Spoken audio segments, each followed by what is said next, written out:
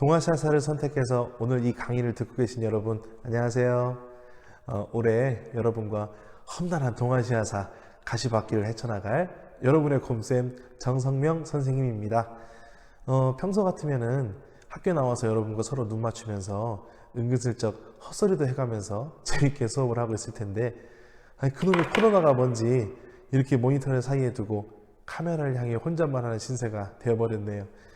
하루빨리 학교에서 만났으면 좋겠습니다. 자, 그럼 오늘부터 우리가 배울 동아시아사 수업에 대해 설명하겠습니다. 작년에 제게 한국사 수업을 받은 학생들은 아실 텐데요. 저는 이 PPT를 통한 강의식 수업을 위주로 하고요. 수업 중에 들은 내용을 학습지 빈칸에 채워서 학기 말에 제출해 왔습니다. 그리고 수행평가에 반영해 왔었죠. 이번 온라인 수업도 비슷합니다. 여러분은 온라인 클래스 공지사항 동아시아사 게시판에 학습지 파일을 탑재해뒀습니다. 여러분들은 그 학습지 파일을 다운받으셔서 출력을 하셔야 됩니다. 그리고 매 수업 때마다 빈칸을 작성하시고 사진을 찍어서 과제를 제출하시면 되겠습니다. 지금 3학년 선배들도 똑같은 방법으로 하고 있는데요. 지금 가장 많이 하고 있는 질문이 집에 프린터 없으면 어떡해요? 뭐 이런 질문이었습니다. 뭐 그런 질문 받으면 저도 좀 난감합니다. 뭐 모두에게 동일한 조건을 줘야 되는데 각자 사정이 또 있는 거거든요. 뭐 일단은 여러 가지 가진 방법을 다 써서 제출은 하셔야 됩니다. 어떤 선배들은 그 한글 파일에다가 그 빈칸에다가 그 워드로 채웠었어요. 그리고 그 화면을 컴퓨터 화면을 사진을 찍어서 보내기도 했습니다. 그렇게라도 일단은 제출하세요. 단 등교할 때 원본은 제출하셔야 됩니다. 그러니까 등교하시기 전에는 그 안에는 어떻게든 출력을 해서 작성하시는 것을 권장합니다. 그러니까 학기 말에 수행평가 검사할 때 지금 이 온라인 수업 때 작성하셨던 학습지도 역시 같이 걷는다는 점 꼭 기억해 두셨으면 좋겠어요. 그러면 이 온라인 강의를 듣기 위해서 필요한 준비물 말씀드리겠습니다. 가장 먼저 교과서가 있어야겠죠. 이렇게 생긴 교과서가 있어야겠습니다. 그리고 여러분이 출력한 학습지가 있어야 됩니다. 학습지 이렇게 생긴 이런 학습지가 있어야겠죠. 여기 이제 학년하고 반 번호 쓰는 란이 있습니다. 여기다 꼭 이름을 쓰셔서 사진을 촬영을 하셔야 돼요. 그래야 본인 것인지 제가 알 테니까요. 그리고 마지막으로 여러분들의 열린 마음이 필요합니다. 그 동아시아사는 한국사 범위가 좀 확장됐다라고 볼 수 있겠습니다. 그러니까 그 전에 우리는 한국사만 배웠다가 나중에 지금 이것이 중국과 일본 그리고 각 주변에 있는 몽골까지 이렇게 더 지리적으로 확장됐다라고 볼 수가 있을 거거든요. 우리나라 역사가 한국사가 이렇게 진행이 될 수밖에 없었던 국제적 상황을 좀 넓게 이해할 수 있는 그런 시간이라고도 할 수 있겠는데요. 그러다 보면 시야를 좀 넓혀서 역사를 봐야 할 필요가 있겠습니다. 그래서 무엇이든 어떤 내용이든 다 담을 수 있는, 싹 다 담을 수 있는 그런 열린 마음이 필요하다는 겁니다. 자, 그러면 이제 본격적인 수업을 하도록 하겠습니다. 잠시 마음에 준비하시고요. 미처 못 다녀온 화장실 일시정지 해놓고 다녀오시고요. 자, 수업 전에 필요했던 주변 정리 다 하시고요. 자, 교과서와 학습지 준비가 끝났으면 시작하도록 하겠습니다. 자, 지금 시작합니다.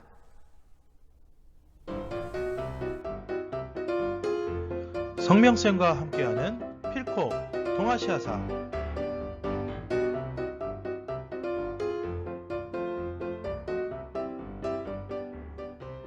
성명쌤과 함께하는 필콕 동아시아사 1차 시수업 시작하겠습니다. 오늘 첫 교시는 동아시아 역사의 시작이라고 하는 단원에서 동아시아와 동아시아 사람들이라고 하는 중단원 부분 수업하도록 하겠습니다.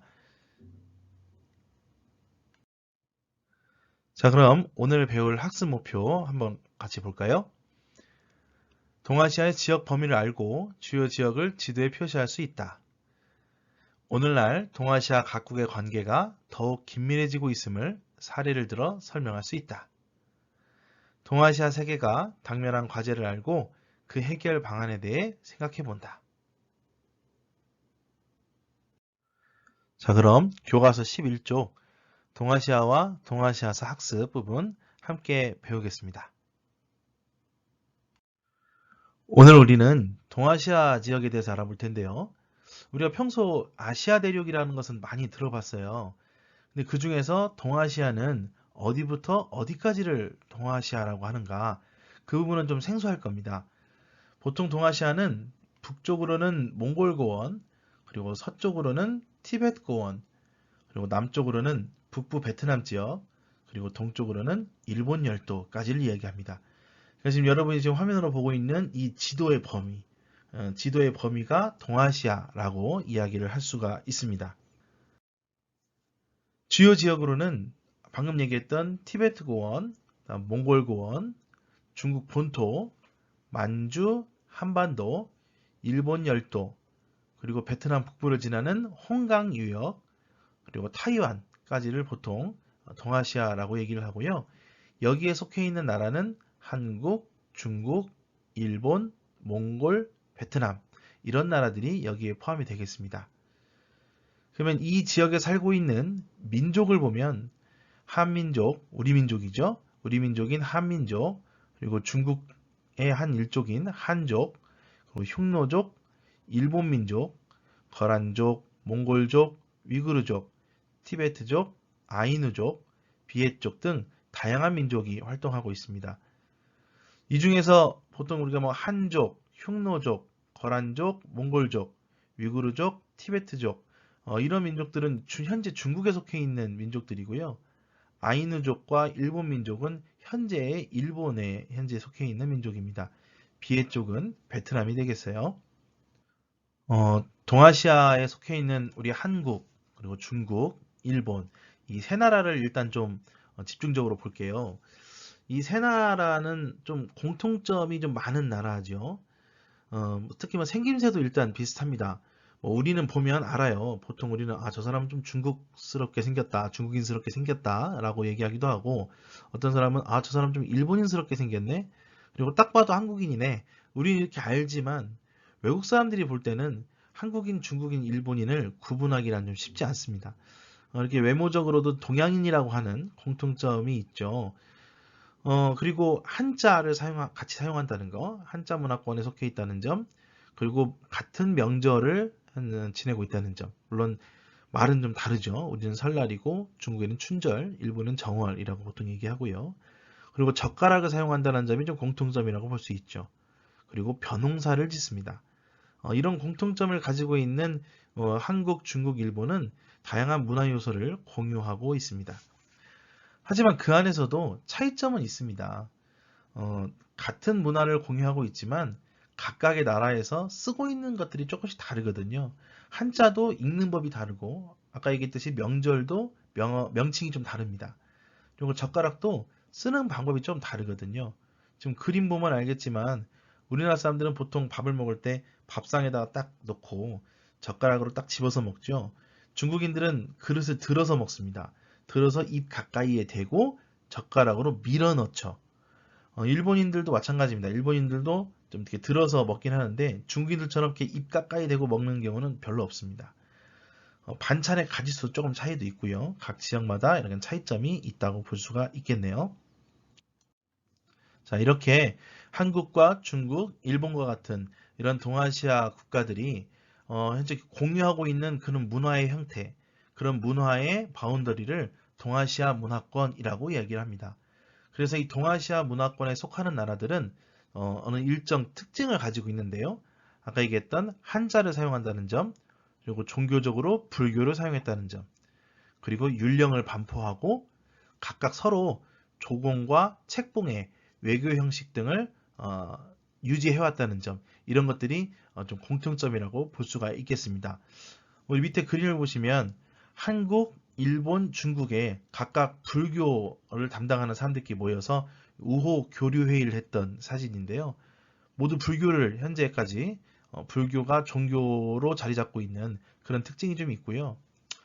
그 다음에 이제 오른쪽을 보시면은 옛날 그림인데 당염립본 왕회도라고 하는 그림입니다. 이 그림은 당나라에 찾아왔던 사신들을 그려놓은 것인데요. 맨 왼쪽에 있는 사람 한번 볼까요? 맨 왼쪽에 있는 사람, 지금 이 사람입니다. 맨 왼쪽에 있는 사람, 이 사람은 일본 사신입니다. 일본 사신, 네, 일본 사신이고요. 그 다음에 이제 그 옆에 바로 있는 이 사람, 이 사람은 신라 사신입니다. 신라 사신. 그리고 그 옆에 있는 이 사신은 백제 사람입니다. 백제. 그리고 바로 옆에 있는 또 맨 오른쪽에 있는 이 사신은 바로 고구려 사신이 되겠습니다. 이 사람들은 왜 여기 당나라를 찾아왔느냐? 당나라에 조공을 바치기 위해서 온 사람들입니다. 조공 바친다는 거, 물론 우리 뒤에 좀 더 가면은 좀 자세하게 배우겠지만, 당시 조공이라고 하는 것은 중국과 그 주변 국가들이 택하던 외교 형식이라고 보시면 되겠습니다. 그러니까 중앙에 중국이 있고 그 주변국들이 중국에게 조공을 바치면 중국은 주변국들에게 책봉이라는 형태를 통해서 서로 이렇게 외교 관계를 맺고 또 무역도 하는 그런 형태의 외교 방식이었습니다. 이렇게 역사적으로 큰 밀접한 관련을 맺고 있는 한국, 중국, 일본과 같은 이런 동아시아는 요즘에 있어서 아주 서로 간의 상호 긴밀도가 매우 증가하고 있는데요. 그것은 급속하게 경제 성장이 일어나면서 더욱 두드러지게 보여지게 됩니다. 서로 그 지역 내에 있는 우리 동아시아 지역 내에 있는 국가 간의 경제적인 상호 의존도가 매우 상승하고 있는데요. 그에 따라서 인적 문화적 교류가 매우 증가하고 있습니다. 지금 밑에 있는 그림은요. 한국과 중국, 일본의 이 제조업이 어떻게 밸류 체인을 형성하고 있는지를 보여주고 있는 건데요. 요즘 일본은 주로 소재나 부품 쪽을 많이 집중해서 생산하고 있습니다. 그것을 이제 한국이 받거든요. 한국이 받아서 만드는 게 이제 중간 자재입니다. 중간 자재를 만들면 그것을 중국에 수출을 하고 중국은 그것을 완제품으로 만들어서 세계 시장에 판매하고 있어요. 예를 들면 작년에 굉장히 큰 이슈가 되었던 사건이었죠. 일본이 우리나라에 에칭가스 이런 것들을 수출하지 않겠다. 완전히 딱 수출을 중단했죠. 우리는 주로 일본한테 그런 가스 같은 것들을 많이 받았거든요. 이제 받아서 그걸 가지고 뭘 만드냐면 반도체를 만듭니다. 그럼 반도체를 만들어서 그걸 중국에 팔거든요. 그럼 중국은 그 반도체를 이용해 가지고 전자제품을 만들어서 세계에 파는, 그래서 메이드 인 차이나가 막 세계로 퍼져나가는 이런 방식이었어요. 근데 일본이 그 소재와 부품을 완전히 끊어버렸잖아요. 그래서 우리나라가 좀 경제가 많이 흔들릴 거다라고 했는데 다행히 국산화가 많이 이루어지게 되면서 중국으로 중간재 수출하는데 큰 무리가 없이 하게 되고 중국은 또 마찬가지로 그것을 또 세계로 파는데 크게 문제가 되지 않았죠. 그래서 손해본 건 오히려 일본만 손해본 경우가 많았잖아요. 어쨌든 지금까지는 이렇게 일본과 한국, 중국이 경제적으로 상호 의존하는 모습들이 좀 많이 보였습니다. 더불어서 한류라고 해서 우리나라의 문화가 일본이나 중국으로 많이 건너가는데 특히 중국에서 한류 열풍이 불었죠. 그래서 우리나라 배우들이나 가수들 이런 연예인들이 중국으로 건너가서 활동하기도 하고 이런 인적 문화적 교류가 매우 많이 이루어지고 있었죠. 하지만 여전히 갈등은 존재합니다. 우리 한국, 중국, 일본 말할 것도 없죠. 일본한테 진 빚이 너무 많아요. 일본이 옛날 그 일본 제국주의 시절에 중국과 한국을 침략을 하면서 전쟁을 벌이고 식민 지배를 했던 그런 과거가 있지 않습니까? 그 당시 있었던 인적 수탈이나 물적 수탈 이런 것에 대한 사과와 배상 문제가 전혀 해결되지 않았다는 점이 갈등의 요소가 되는데요. 더불어서 중국과 일본, 한국 사이에 이 영토 문제도 분쟁으로 자리를 잡고 있고 분명히 역사 인식의 차이도 존재합니다. 예를 들자면 우리나라와 일본 사이에서는 독도 문제가 분쟁거리가 될 것이고요.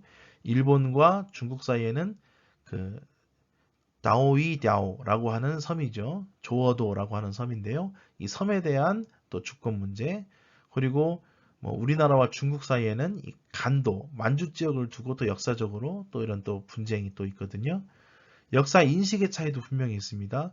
일본이 일제강점기 때 우리나라를 지배했고 했던 것들이 뭐 우리나라가 원해서 그랬다라고 하는 이런 좀 역사 왜곡 같은 것도 많이 일어나게 되고요.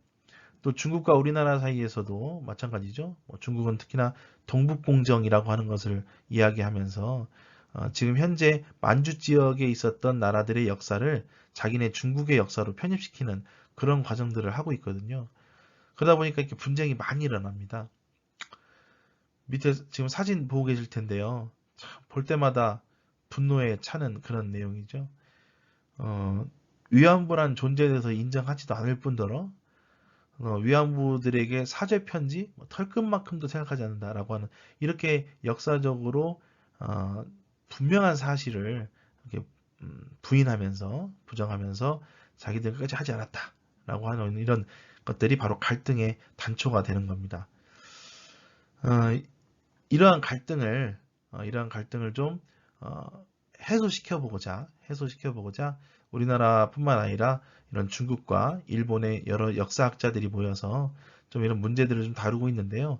특히 우리나라에서는 이 동북아역사재단이라고 하는 이런 곳에서 우리나라와 중국 사이 역사 문제, 그다음에 우리나라와 일본 사이의 역사 문제, 그리고 동아시아 전반적인 역사 문제, 독도, 동해 표기와 관련된 이야기, 그리고 한중일이 함께 쓰는 역사 이야기, 이런 것들에 대한 관심이 좀 많아서 좀 많이 좀 홍보도 하고 연구도 하고 있는 이제 그런 곳입니다. 한번 시간 나실 때 요 위에 있는 사이트 한번 쳐서 들어가 보시기를 바라겠습니다. 자, 그러면 우리는 동아시아사를 왜 배울까? 동아시아사 학습의 의의에 대해서 좀 이야기를 하면 한국사에 대한 폭넓은 이해가 필요하기 때문입니다. 동아시아사는 제가 아까 처음에 오리엔테이션 영상에서도 말씀드렸겠지만 한국사가 좀 더 지리적으로 좀 확장된 그런 형태거든요. 그래서 우리 한국사를 공부하면서 갖고 있던 의문점이 이 동아시아사를 공부하면서 해소되는 그런 경우도 많이 있습니다. 그것은 동아시아 여러 나라가 역사적으로 공통점도 가지고 있고 더불어서 차이점도 가지고 있기 때문인데요. 자, 이렇게 동아시아, 한국, 중국, 일본뿐만 아니라 몽골과 베트남까지 우리 모두가 가지고 있는 동아시아사 공동의 역사와 가치관, 그리고 문화유산 등을 확인을 하면서 서로 간에 갖고 있던 신뢰를, 잃어버렸던 신뢰를 회복하고, 그리고 가지고 있던 갈등을 해결할 수 있는 그런 방안을 모색하는 것을 기대하기 위해서 우리 모두 동아시아사를 배운다고 알 수 있겠습니다. 그러면 동아시아사를 공부할 때는 어떤 태도로 해야 되느냐? 감정적이어서는 안 됩니다. 주관적으로 분노에 차서 보면 안 되겠고요. 객관적이고 균형 잡힌 시각으로 동아시아사 학습을 해야겠고요. 그러면서 동아시아의 과거와 현재를 탐구하면서 미래를 준비해가는 그런 시간이 되기를 바랍니다. 오늘 1차 시는 매우 짧게 끝났지만 앞으로 동아시아사 공부하면서 오늘 배웠던 동아시아사를 왜 배우고 이 동아시아 안에서 있었던 이런 갈등, 이런 것들을 어떻게 하면 잘 해소해서 서로 함께 나갈 수 있을지 글로벌 시대를 앞장서갈 여러분들이 고민해야 할 문제거든요. 한번 생각해 볼 수 있는 그런 시간 가져봤으면 좋겠습니다. 자, 다음 시간에는 동아시아의 자연 환경에 대해서 이야기해 보도록 하겠습니다. 자, 그러면 오늘 수업 여기서 마무리하고요. 다음 시간에 볼게요. 안녕히 계세요.